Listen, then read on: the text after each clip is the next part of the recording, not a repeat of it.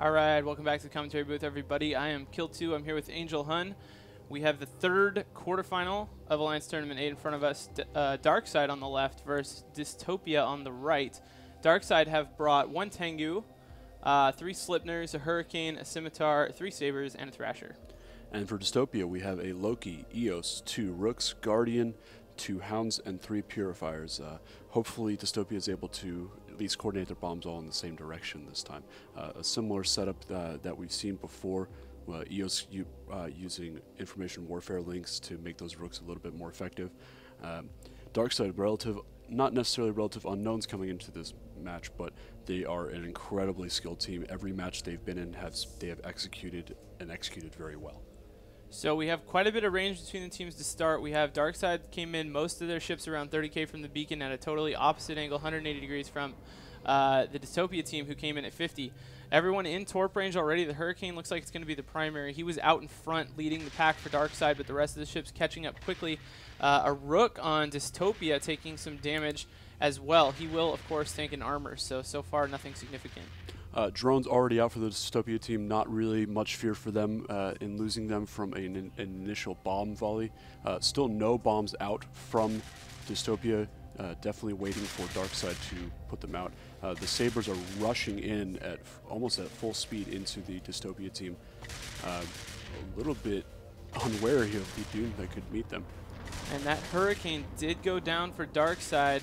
The Rook taking a little damage again here for Dystopia. Those Rooks really important. Obviously, the Darkside logistics going to have a really hard time getting locks to help out his pals here until those Rooks are down. Also, a lot of damps being fielded by the Stealth Bombers. So a lot of E-War Darkside has to deal with here, and they're trying to combat it mostly with just kind of a lot of damage and speed. The Rook does go down. That's really good news for Darkside. They're still in good shape. If they can get the other Rook down, get their Scimitar some locks on their command ships, they might have a good chance. And now a Bomber taking damage for Dystopia. All of those Sabers in range doing impressive damage up close, but also being able to field Scramblers and Damps in those mid slots. Impressive ship choice, relatively solid damage for a class of ship that is generally expendable.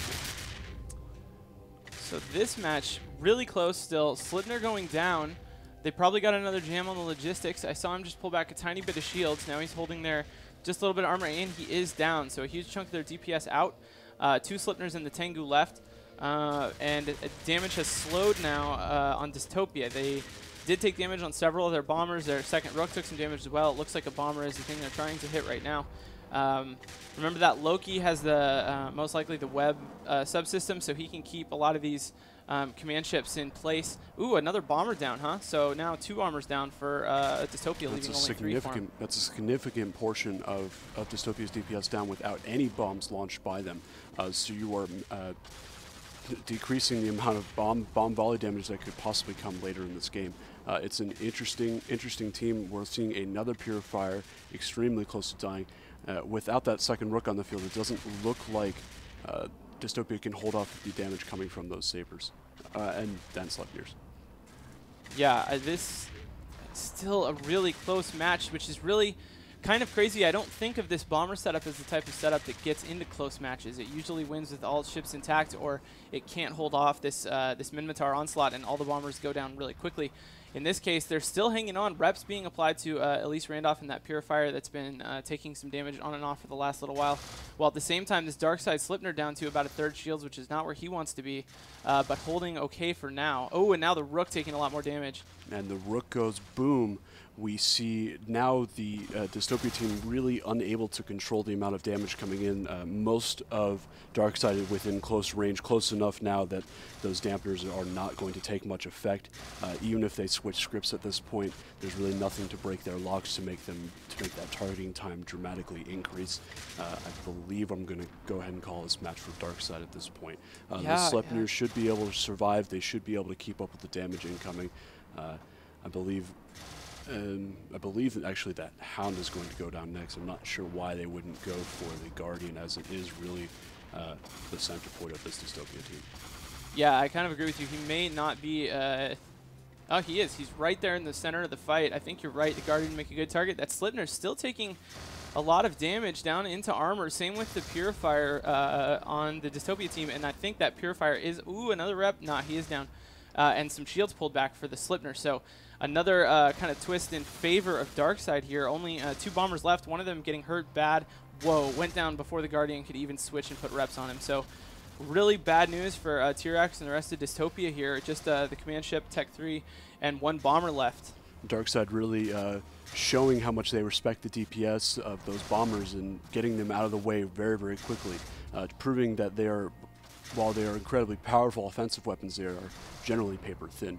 Incredible damage coming out of the Darkside team at the moment. I believe we are seeing smart bombs actually from that EOS, but at this point I believe it's too little too late from NT Rabbit of Dystopia. And there goes 1 more bomber, so no bombers left. The Loki taking some damage. They're still not worried about killing that Guardian, although he is taking some armor damage now as well. This is kind of surprising to me. I really feel like the Dystopia setup is stronger. Obviously, the speed setup is something that's hard to deal with. You know, the damps nullified by the speed that you talked about. The Slipners and Sabers able to close on those bombers, but with the Rooks there, you would think they'd be able to keep the damage off long enough to really disrupt the Darkside setup and kill some ships, because the Dystopia team just does so much damage, but in this case, not enough. The Sabers and Slipners able to get in there and do enough damage that they're definitely gonna take this match. I don't think Dystopia really expected that many Matari ships aligned against them. I would be surprised if those Rooks had more than 2 Matari jammers each, and with an ECM on each of those Sleipnirs, they really couldn't jam all 3 of them at once. And I think their Eve War really underestimated what Darkside could bring. The Guardian for Dystopia going down, and the hero of the Panda team match taking it to the end, Corrin and his Loki, dies. Did all of the Slipners have ECCMs? Is that what you just said? I would believe so. It would be hard to believe that they wouldn't. I don't see one here on this one. I don't know why they would turn them off, but may not necessarily need to run it anymore. I can't believe that they would be concerned from cap with them, but I'd be loath to believe that there wouldn't be ECCM, at least on those DPS ships. Yeah, I mean, definitely it would be something smart to bring, but I'm not sure they had it in this case. It's interesting. I mean, we talked a lot about jamming and kind of ways to deal with it. Seeing the PL setup, which is something that Darkside has to seriously consider dealing with going into the next match, I believe. Oh, sorry, no, it won't be PL. Or will it? Yes, it could be. It will be PL if they win their quarterfinal. So that's something they'd have to think about. And, you know, fielding a full Amar setup is something we talked about. Fielding something with a lot of damp so that you can get the Rooks out of the fight early, something we talked about. I don't know how, you know, the Slipner Saber mid-Matar focus kind of low ECCM, low E-War setup would do against something like PL's. I think it could work against Reform Voltron and Hydra. I think this setup that we see from Darkside at the moment could get under those dams just like they did with the Dystopia team. I think that would be very effective. Dystopia really just not able to execute. I don't know. Yeah, that'll be really interesting to see, as we are just about to lose this EOS. Uh-oh. He's gaining back shields, which means Darkside is repairing him. I don't know why. Looting time. They've said looting time in locals, so we'll have to hold on just a second while they do that. So how do you feel about the Sabers? I thought those I've kind of been noticing this trend where I see Sabers putting a lot of harassment on bombers and ECM ships, and they're pretty good at that. They do a lot of damage. They move around really fast, but they don't often get taken out early in the match. I don't know. What do you think? I think that Sabers have been underestimated as far as when you see them on Tranquility, they die relatively quickly, especially in larger fleet fights. But in small gang rooms, they're able to maneuver quite readily. Generally, their role is not as a damage dealer, but they do actually have at least 6 turret slots, if not a 7th. The autocannon's able to track those smaller targets very easily. A solid number of mid slots for multiple types of E-warfare. Really versatile ship. I mean, the low slots really don't fit in to an armor tanking setup, but we haven't seen Darkside do that at all. It's an impressive ship. It tracks well. It does a solid amount of damage from those autocannons. So there goes that EOS. Dystopia out of the tournament. Darkside moving on. Good job to them. We'll see them in a little while, and we'll go back to Soundwave.